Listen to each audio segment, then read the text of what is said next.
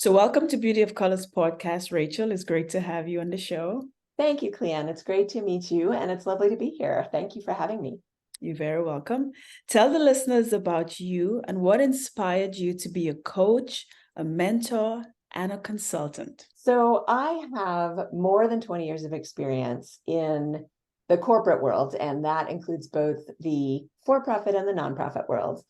I spent a lot of years in internal communications, in writing and editing. I've also got experience in user experience design operations. And one of the things that I became really, really passionate about is organizational culture and effectiveness. And a lot of leaders, for example, a lot of everyone thinks that organizational culture is what happens at the water cooler, whether that's a virtual water cooler or something, in an actual kitchen if you're all going to the same place for work. But it's something very different, and it's very much more inclusive than that. And I decided that what I loved more than the technical parts of my job were the people parts. So I was laid off from a job that I actually really enjoyed early last year, and I decided to use that time and space to take a professional coaching training program, which is something that I had thought about for many, many years and just really hadn't had the opportunity to do. I loved it. I found that it came very naturally to me. It was something that I had done in my work informally, but didn't have the formal training or the certification behind it. So I went through the program. I launched my coaching and consulting business. I also am a mentor on a couple of different platforms where I'm mentoring generally emerging leaders and people who are a little bit earlier in their careers. And I found that I really love it. I have a true passion for it. And what I've been focusing on for the last few years is helping both seasoned and emerging leaders find their voices, helping them learn to lead with empathy, to communicate, to really be good communicators, because that's so important in the way you lead an organization, and also to create safe, inclusive spaces, which leads to a culture, when you build it intentionally, that helps everyone in the organization thrive and really do the best work of their lives. So that's what brought me to where I am. Okay, great. So let's talk about organizational culture. What does that mean, and why is it so important for organizations to implement that? So it can mean a lot of things. It really means everything about the way people function on a day-to-day basis within the organization. It includes, for example, why and how you choose to schedule a meeting and how that meeting is run, and whether people feel empowered to speak up if they have differing viewpoints within the meeting, or whether they just sit there silently and kind of keep their heads down. It includes how teams and individuals collaborate with each other, whether you have cross-functional collaboration or not. It includes the way things are communicated from the top down, from the bottom up. Do people generally have a good idea of what's going on in the organization on a regular basis? Or is it just sort of need to know, and you only hear things when it's, when your manager feels like telling you? Do managers, frontline managers, feel empowered? Do they have the training and the resources that they need to help develop their people? And there's so much more to it. There are really lots and lots of different dimensions. Almost everything that goes on in your organization contributes to the culture. Even the kinds of tools and processes that you use are really part of the organizational culture. And the reason that it's so important is the end-to-end employee experience is really what's going to determine whether your employees stay or not, and whether they're doing good work. And if you want your employees to be productive, they have to be happy, for one thing. Mm-hmm. And if you want that, everybody's heard about the quiet quitting, which is not a new thing, but it's very trendy. It's, it's all in the news these days. If you want your employees to be engaged and therefore to be able to do the best work of their lives, you have to have a deliberately developed and consciously nurtured end-to-end employee experience and organizational culture that enables and empowers them. And as I mentioned in my intro, a lot of leaders don't really think about this. Leaders don't often realize how much their behavior and the way they communicate is watched, is observed, and is copied. And when they don't realize that, they may be sending signals that they're not aware of, and they may be telling people that it's okay to do certain things if they're not, for example, very conscious about how they respond to a challenge from someone who has a differing opinion, or something comes up that they weren't prepared for, and they react in a way that cuts off someone else from expressing something that they might have wanted to say. That behavior is not only seen, but it's also copied by first-line managers, by other employees, and that spreads throughout the culture, and that develops habits that are not necessarily the ones you want. So it's incredibly important to look at and assess the culture in your organization and figure out what employees want and need, and then work towards making some positive changes that, again, help people feel empowered and give them the tools and resources they need and help them thrive. So it's more like a communication kind of barrier with the leaders and employees. It's more of a communication, you would say, Rachel, like with organizational culture. Would you put communication as the kind of the key to getting the employees to talk and to know what's going on with them? If there's a flow of communication and the employees feel comfortable? I would say communication is definitely one of the top factors, and it's a lot broader than what people normally think of as communication too. So it's not just listening. Obviously, listening is a huge part, and not everyone really listens well. Communication is obviously a two-way interaction, right? So it's the way you communicate your ideas, and that includes the words you use. It includes your body language and your facial expressions. It includes the way you write, and also the whether you use emojis, whether you use punctuation in casual interaction and casual written communication. One book I love is called Digital Body Language, and it talks about so many things that those of us who are, were around before Slack and before email and are used to communicating in different ways, don't even necessarily think of. There are generational issues in written communication. Like, you can put the ellipsis, 3 dots after something, and somebody who's a Gen Z might actually get nervous about that and think that you are saying something that you really had no intention of saying. So part of communication is the way you put forward what you're trying to communicate. Part of it is the way you listen, and that also includes your body language and the way you are responding to the person. And it includes actually focusing on what they're saying and what they're trying to get across. Whereas so many of us, when we're having a two-way conversation, are focused on trying to get our next answer out there. So we stop listening, because you can't both listen to what they're saying and try to prepare your own answer at the same time. So that's a big part of it. Going back to your original question, though, it's what leaders choose to communicate. There are organizations that are more open, where leaders share everything that's going on, or almost everything. It's probably not wise to share everything. And then there are some where they're so busy going about their day-to-day and focusing on the things that they're focusing on that they don't even realize that communication is needed from them. So that is definitely a huge part. And then when you do communicate it, how do you choose to do that? What kind of forum do you do? Do you do a town hall meeting, for example, in a large organization, where a leader gets up and speaks on the stage, but then nobody has a chance to really to really have a two-way conversation with the leader. So there might be an opportunity to ask questions, but unless you allow that opportunity in a thoughtful way and let everyone have a chance to ask questions, then it could be that only certain people ask questions, only the people who are braver, or only the people who think more quickly.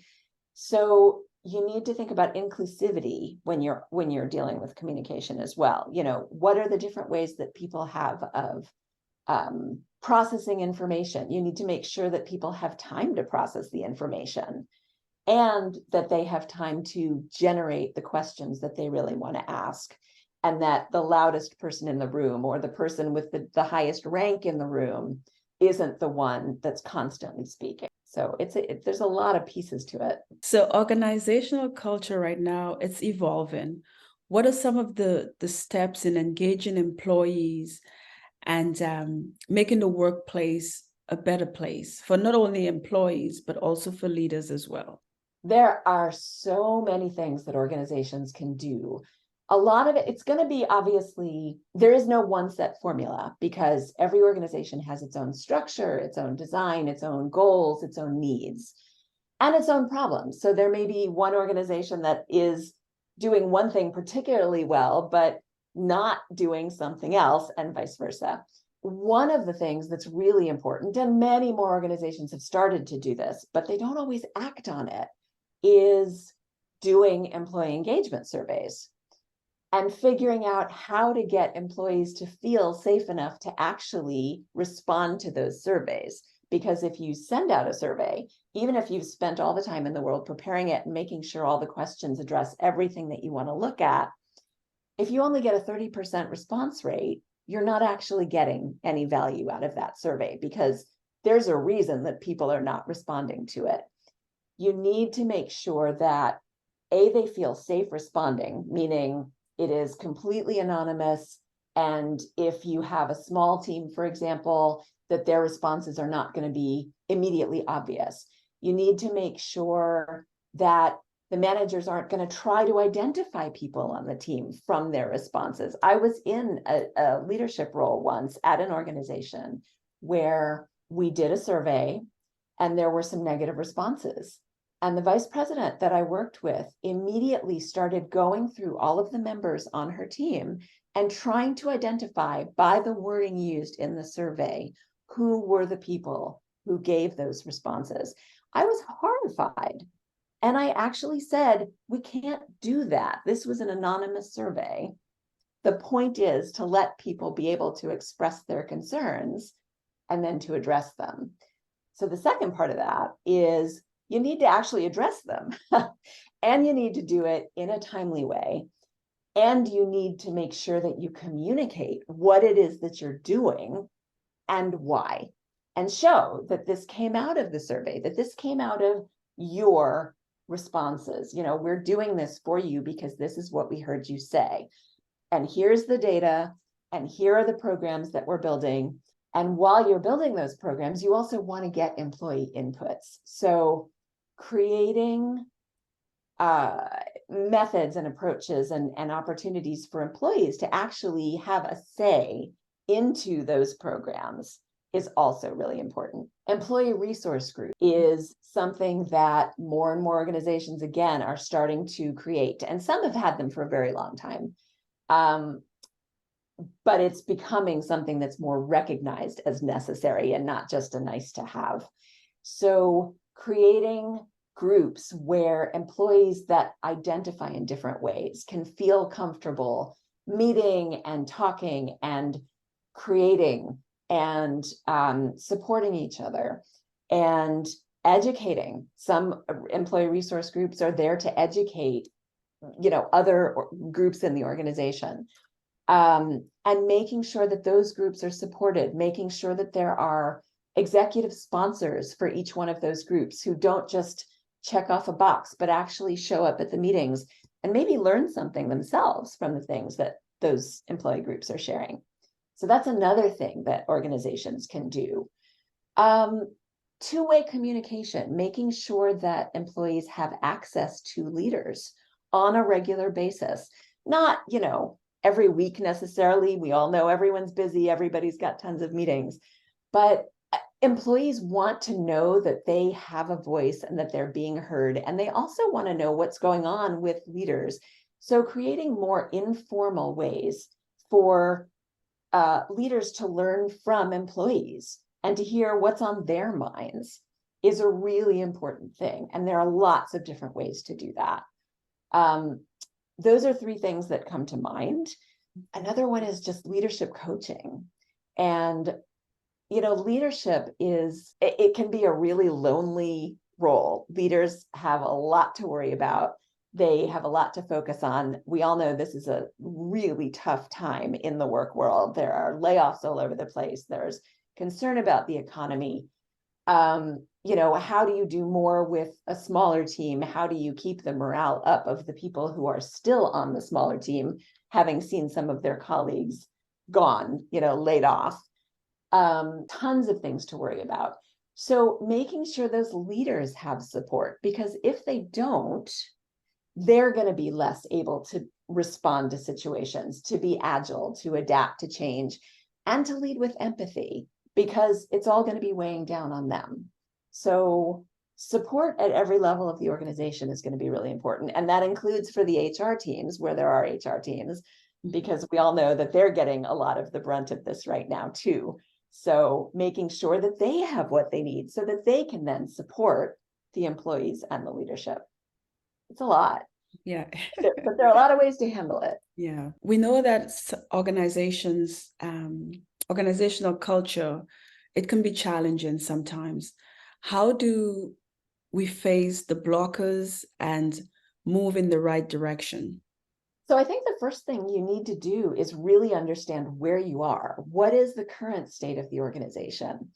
And that can be done in a few different ways. I think one of them that's very important is to do the kind of employee engagement survey that I mentioned before. But on top of that, because that's only going to get you certain kind of information and it's not going to get everyone's voice involved, I always strongly recommend doing listening tours. And sometimes you have internal resources who can do this. Sometimes you don't. Sometimes it's better to hire an external consultant to do this. Someone who is dedicated to making space and time to hear from as many different people in as many different roles and functions as possible.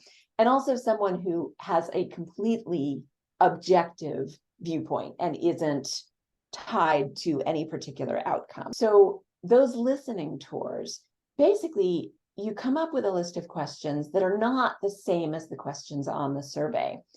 And depending on the company strategy and what the pain points that the company is experiencing are, you can either do the employee engagement survey first and then design the listening tour questions based on the outcome of the survey, or you can do the reverse. You can do a listening tour first and design a survey based on the outcome of the listening tour. But the listening tour is really, as I said, it's dedicated and safe space and time. And you want to make sure that you are, if you don't have the bandwidth, whether it's an internal resource who's doing it or an external one, to talk to every single team member. You want to make sure that you are talking to people from every organizational level, from first, entry-level employees all the way up through the executive team. You want to make sure that you are talking with people in different functions. So not just the salespeople, not just the engineers. You want to talk to the designers. You want to talk to the marketers. You want to talk to the customer support people. You want to talk to the executive assistants. You want to get every function represented in there and levels of every function represented. And try to intentionally engage people from different backgrounds, people from different generations, people who identify intersectionally, people with disabilities, so that you are not leaving out any group that is part of your organization. Because you really want to dig down and learn more about how do they feel about their jobs? Do they have what they need to succeed? Do they feel safe raising questions? Do they feel safe disagreeing with their manager? Do they have a development plan in place? Or have they been able to set both personal and professional development goals? Are they getting support from their managers in pursuing those goals and making progress? How do they feel about the culture of the organization? There's so many different things which you can find out in those listening tours when you're creating a safe space where someone knows that they can actually speak their mind. And you, again, may not get those responses in something that is a kind of one-size-fits-all instrument, like a survey that you send out to the whole organization. So once you've done that assessment, then you can go to the next steps, which are analyzing it, figuring out what things stand out, and then you can determine how to address those obstacles and those blockers. Okay, Rachel. So where can the listeners get more resources on the subject, and how can they get in touch with you? Wow, there are so many different resources on this that I can't possibly name them all. There are some books coming out, and what I could do actually, if it would be helpful, because I didn't prepare ahead of time and write up a list, but I'd be happy to send it to you if that would be helpful, Cleanne. Oh yeah, that would be great. I'll post it on actually the podcast, the links to whatever resources, and also to your website as well. Perfect. And I was going to say the way that listeners can get in touch with me is through my website, which is rercoaching.com.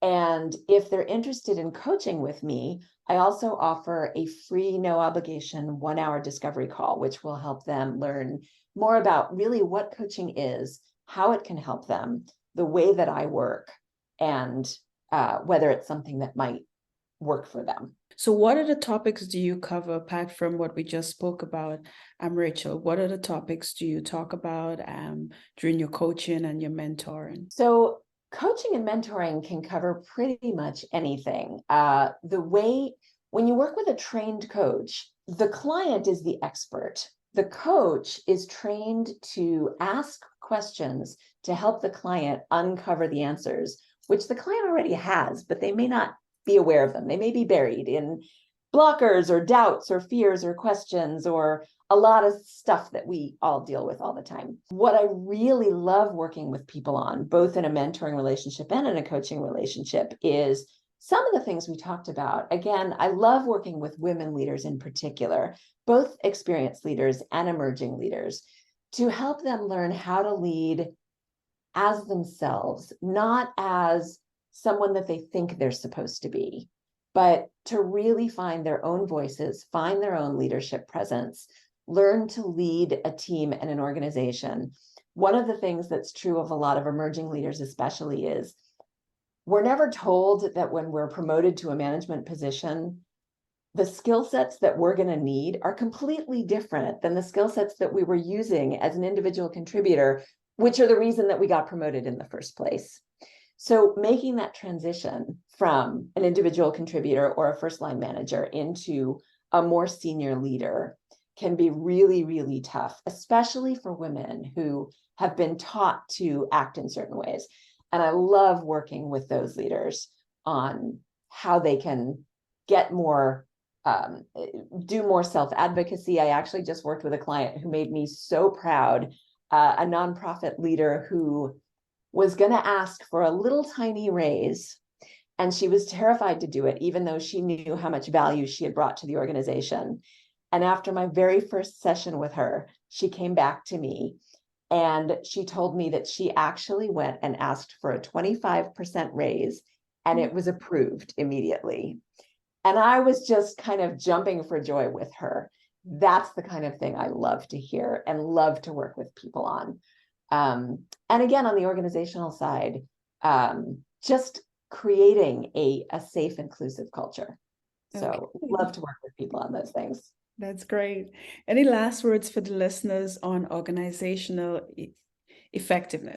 I think it would just be to say conscious nurturing and development of the way you make decisions on a day-to-day basis and the kinds of resources and support that you provide for your people. This is what's going to make your organization effective. So don't let the habits and the unobserved things become the culture organically, because it's not going to lead to organizational effectiveness. There are 100 different factors that really contribute to it, and you need to look at each one of them consciously, and you don't have to do it alone. I can help. There are other resources that can help. It's incredibly important to get help and to be able to ask for it right now too. Okay, well, thank you, Rachel, for being on Beauty of Colors podcast. My pleasure. Thank you again so much for having me, Cleanne.